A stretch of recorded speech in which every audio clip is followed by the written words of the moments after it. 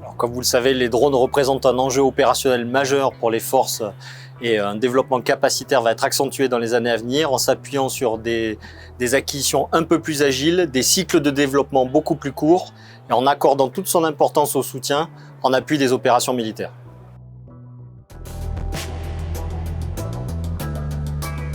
Le rétexte qu'on peut avoir de l'Ukraine, en tant que de l'air, on livre des drones en Ukraine, c'est d'abord le fait que les systèmes doivent évoluer rapidement. L'ordre de grandeur, c'est 3 à 6 mois. Il faut s'adapter au système de défense adverse et donc voilà, il faut être très réactif. Sur le soutien, et ça a été évoqué aujourd'hui lors de la journée des MAE, on l'a dit, sans soutien, il n'y a pas de système de drone qui peut être employé sur la durée. Et ce soutien se décompose en deux parties. D'une part, le soutien matériel, logistique, qui est très important, et puis le soutien front office, c'est-à-dire souvent les opérateurs qui emploient les drones font eux-mêmes la maintenance, et donc il faut être présent au téléphone pour les aider à réaliser les opérations.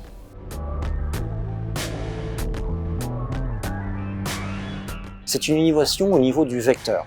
Rendre le vecteur plus rustique, qu'il soit pensé pour une maintenance sur le terrain, qu'il soit pensé pour faciliter pour l'opérateur le remplacement, le changement des charges utiles, pour le transformer en munitions, pour le transformer en drone de renseignement, pour lui permettre en changeant de motorisation d'envisager de la courte, de la moyenne, de la très longue portée, d'aller très vite d'un point A à un point B en lui mettant une micro-turbine, ou au contraire avec un moteur électrique, de viser l'endurance et le silence.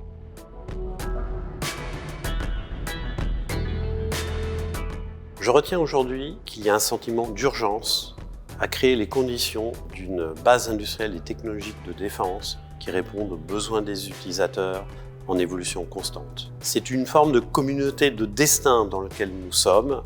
La DGA, à travers l'AID, la direction des opérations, la direction de la maintenance aéronautique, l'ensemble des états-majors d'armée, l'ensemble de ces 50 industriels qui étaient présents ont aujourd'hui partagé ce sentiment non seulement d'urgence, mais également de feuille de route qui, dans les années à venir, permettra à la France d'être présent sur ce segment tout à fait stratégique.